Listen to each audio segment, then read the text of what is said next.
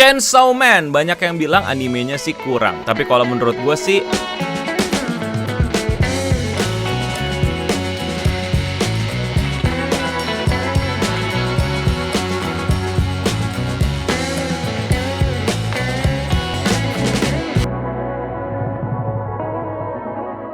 gue baru aja kelar nonton Chainsaw Man season 1 sampai habis. Ya, gue telat banget karena gue punya pekerjaan, sehingga gue baru sempat nonton kelarin hari ini. Gue gak bisa curi-curi waktu. Kalau nggak nontonnya nggak enak dan buru-buru. Jadi ya, maaf gue telat. Gue baca manga Chainsaw Man sampai arc Makima. Dan di anime season 1 ini ceritanya diakhiri di Chainsaw Man versus Katana Man. Dan setelah season ini selesai, gue melihat banyak banget orang-orang yang benar-benar memilih untuk suka banget sama Chainsaw Man. Dan setelah anime ini season 1-nya selesai, banyak banget orang yang benar-benar membagi kubunya menjadi orang yang suka banget sama orang yang gak suka banget. Nothing in between. Beneran, gue lihat gak ada tuh yang namanya kayak oh bagus tapi nggak, bener-bener kayak wah bagus banget atau what the fuck is this. Sebenarnya ada sih orang di tengah-tengah dan gue yakin orang itu nggak baca manga.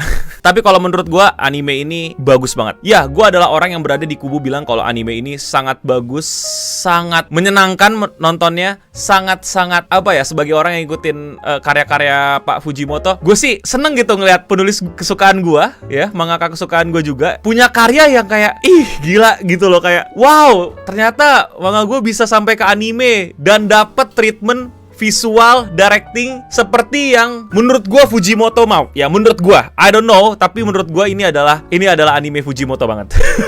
Gak bagus sebelah mananya, men. Gua rasa kita semua udah tau lah apa yang perlu dibilang bagus banget dari anime ini adalah ya scene-scene ala-ala Fujimoto yang kita dapetin ya di anime dan di manga nggak ada, seperti scene Aki beres-beres kosan. Bagaimana Makima dan Power sebenarnya menurut gua ya, kalian sadar apa nggak gitu ya? Menurut gua di sini mereka berdua tuh di buff abis-abisan. Himeno juga wow, itu Mappa tuh lagi ngasih tahu gitu kayak, woi, lu pikir cuman studio sebelah doang yang bisa ngasih kalian waifu?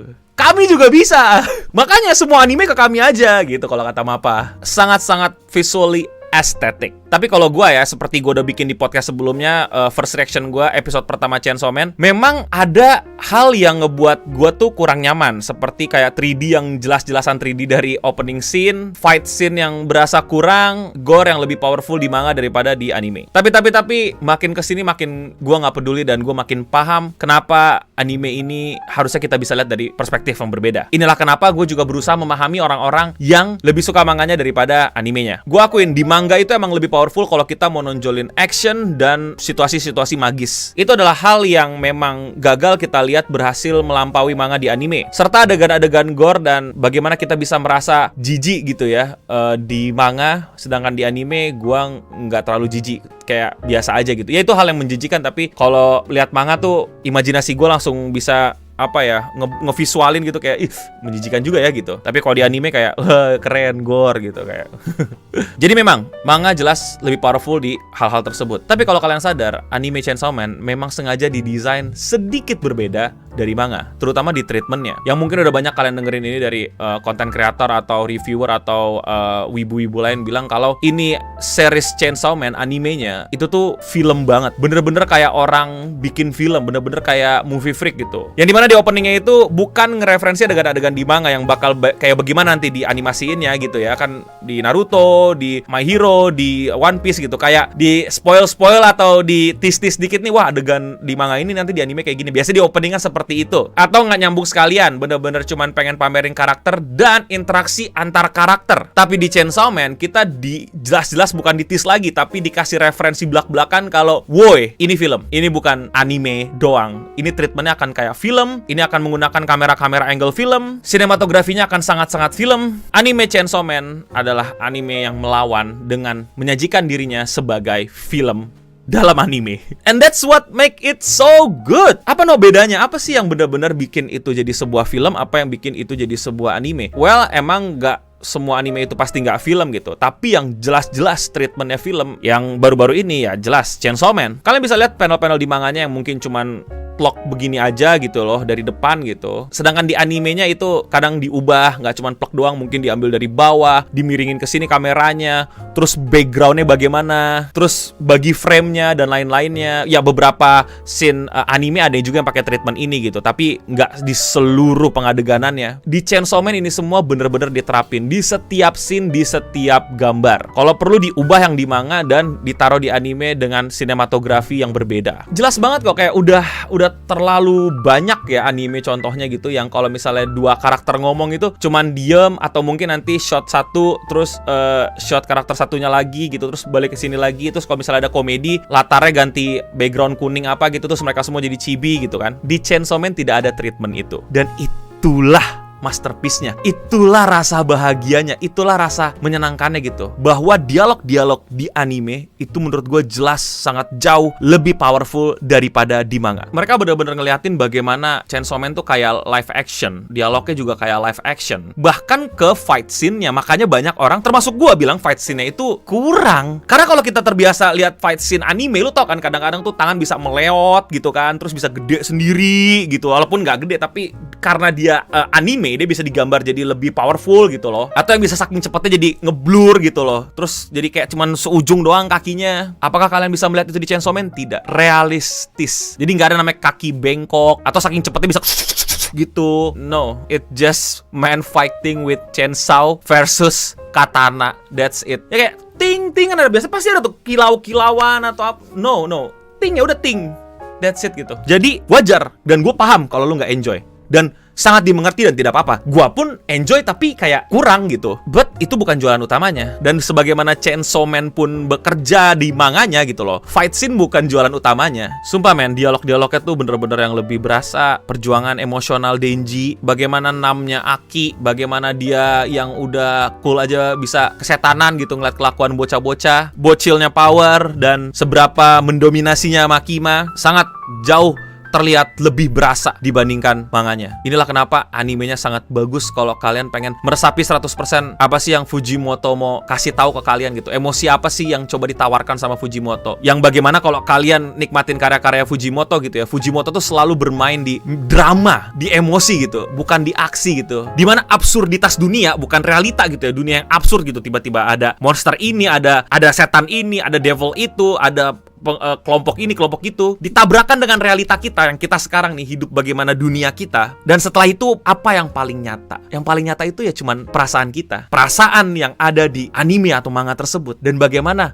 perasaan pembaca pada saat dia bisa merasakan perasaan tersebut. Dan disinilah menurut gue kenapa animenya ini punya tempat khusus di hati gue. Nanti gue akan bahas dilihat lebih dalam kali ya, kalau ada waktu atau ada kesempatan. Seperti yang kalian tahu, gue lagi sibuk kerja gitu. Bagaimana Chainsaw Man ini adalah drama, sebuah karya yang udah lama kita nggak lihat gitu. Yang dimana, well, lu tau lah, Eno Bening itu pencinta cerita yang berusaha melawan formula. Fujimoto ini jelas-jelas lawan formula. Mereka yang udah sukses gitu. Bagaimana gue suka banget sama My Hero Academia gitu, yang melawan formula shonen, dan sekarang Chainsaw Man yang berusaha melawan formula manga itu sendiri bahkan menurut gua secara cerita. Oh, maksud lu Denji kan lo yang bokep yang cuman hidup pengen ini, sedangkan shonen lain pengen punya impian tinggi? Enggak men, lu sadar gak sih? Ini lebih dari itu. Denji pengen megang dada seseorang itu tuh simbol dari bagaimana Denji itu gak punya banyak pilihan. Lu lihat gak sih kalau di Naruto gitu ya, dia mau jadi Hokage dan dia tuh menentukan jalan cerita, melakukan misi ini, menggagalkan ini, berusaha untuk mengubah ini. Atau anime kesukaan gue juga gitu, My Hero, yang dimana pengen jadi pahlawan nomor 1,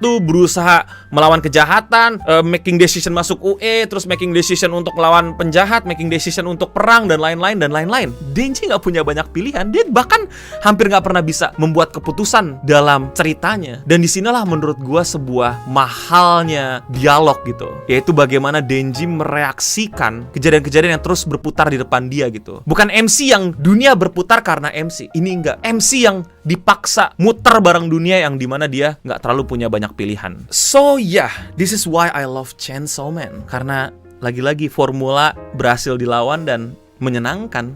seru. Apalagi kalau lu udah baca manganya terus nonton animenya. Buset, lu nggak bakal sabar untuk ngelihat momen-momen yang wah yang ini gimana, yang ini gimana, yang ini gimana gitu. Bukan momen berantem yang lu tunggu kan. Kalian pasti nunggu kan momen yang di hall, yang dimana orang-orang berlutut pada Makima, atau momen bagaimana di neraka, momen astronot. Bukan momen berantemnya. Thank you Mappa sih. Ini baru nih thank you Mappa nih ya.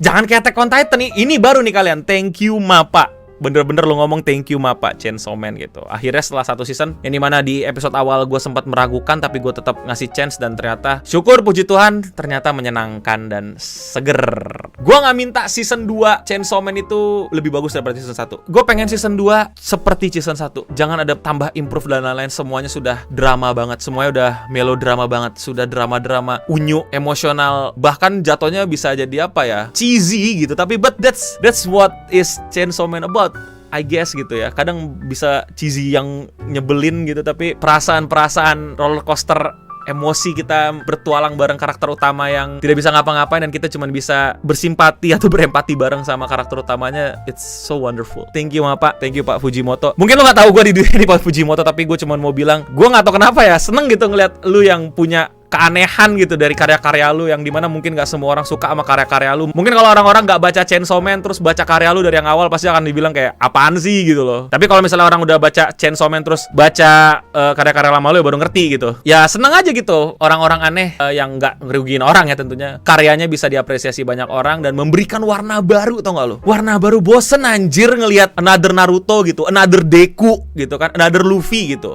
Ini alasan gue ngedrop Black Clover gitu kan, ini another Deku.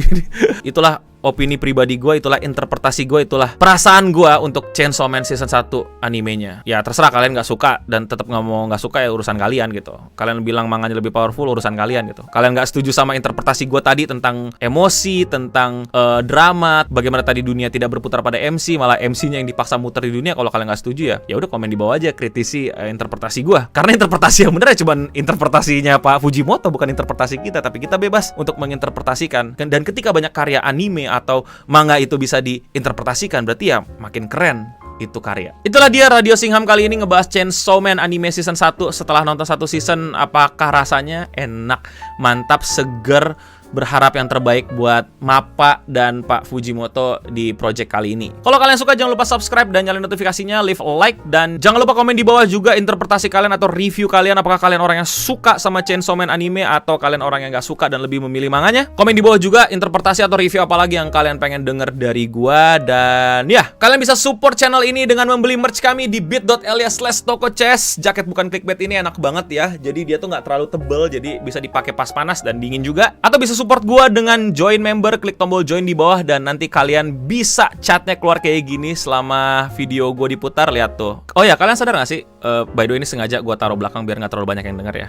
Yaitu tentang bagaimana tubuh perempuan di Chainsaw Man itu dibikin realistik gitu. Kalau kalian lihat si Himeno ya, gadis bermata satu ya, yang ngegebet Aki itu waktu dia mau ngapa-ngapain sama Denji gitu. Tubuhnya tuh nggak dibikin kayak hentong gitu, nggak dibikin kayak apa ya, perfect, dibikin kayak human, bagaimana human gitu loh. Gue tuh ngeliatnya kayak oh my god gitu loh, kayak so realistic dan nggak mau dilebay-lebayin gitu. Bagaimana tubuh manusia tuh suka dilebaikan banget di anime gitu, proporsionalnya gitu. Ya walaupun tadi gue bilang Makima di buff ya, tapi kayak apa ya, tetap lakukannya tuh nggak dibikin lebay yang kayak bisa permanen dipertahankan gitu loh. Kayak manusia normal pun susah kayak begitu. Nggak tahu, gue seneng aja gitu. Ini film kayaknya, tuh kan gue sampai bilang film.